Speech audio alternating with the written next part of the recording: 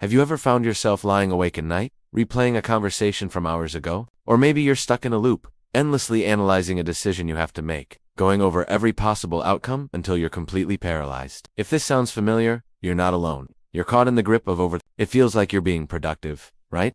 Like you're thoroughly preparing for every possibility.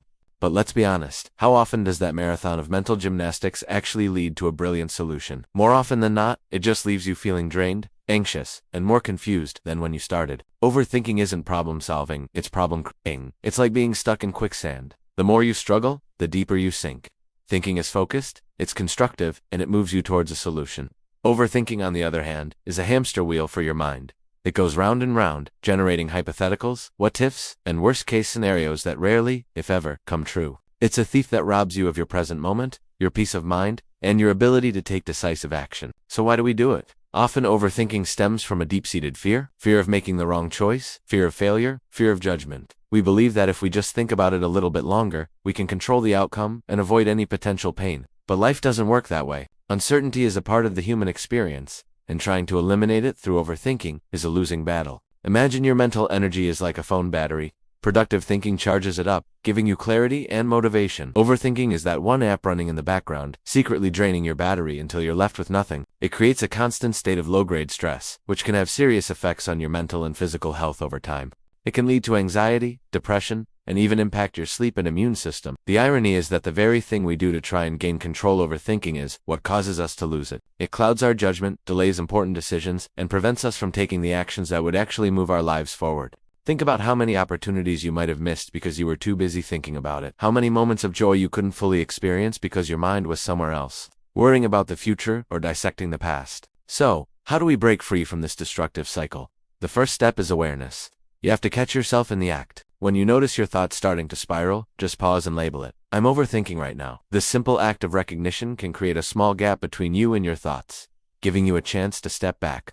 One powerful technique is to schedule worry time. It might sound counterintuitive, but by dedicating a specific, limited time each day, say 15 minutes, to let your mind worry and overthink as much as it wants, you can contain it. When you find yourself overthinking outside of that scheduled time, you can gently tell yourself, not now. I'll think about this during my worry time. This teaches your brain to stop letting these thoughts run rampant all day long. Another effective strategy is to focus on action, no matter how small. Overthinking thrives on inaction. When you're stuck in your head, the best way out is to get into your body and into the world. If you're overthinking a work project, just start on the smallest possible task. Write one sentence. Send one email. If you're worried about a social situation, text a friend. Action is the antidote to analysis paralysis. It breaks the cycle and builds momentum. It's also crucial to practice mindfulness and stay grounded in the present. When your mind is racing, bring your attention to your senses. What are 5 things you can see right now? 4 things you can feel? 3 things you can hear? 2 things you can smell? 1 thing you can taste? This simple exercise pulls your focus away from the chaotic world of what if, and anchors you firmly in the reality of what is. Challenge your thoughts.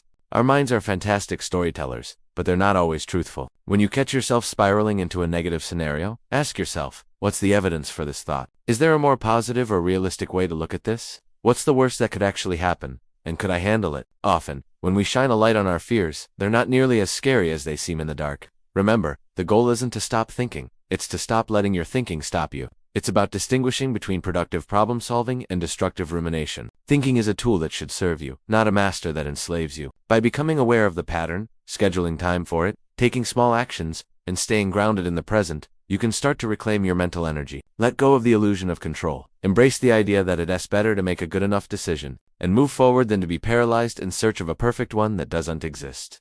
Progress over perfection. Action over analysis. Life is happening right now, in this very moment. Don't let overthinking steal it from you. It's time to get out of your head and start living. If you feel like you're struggling and these thoughts are overwhelming, please remember that reaching out to a mental health professional can provide you with tools and support to navigate these challenges.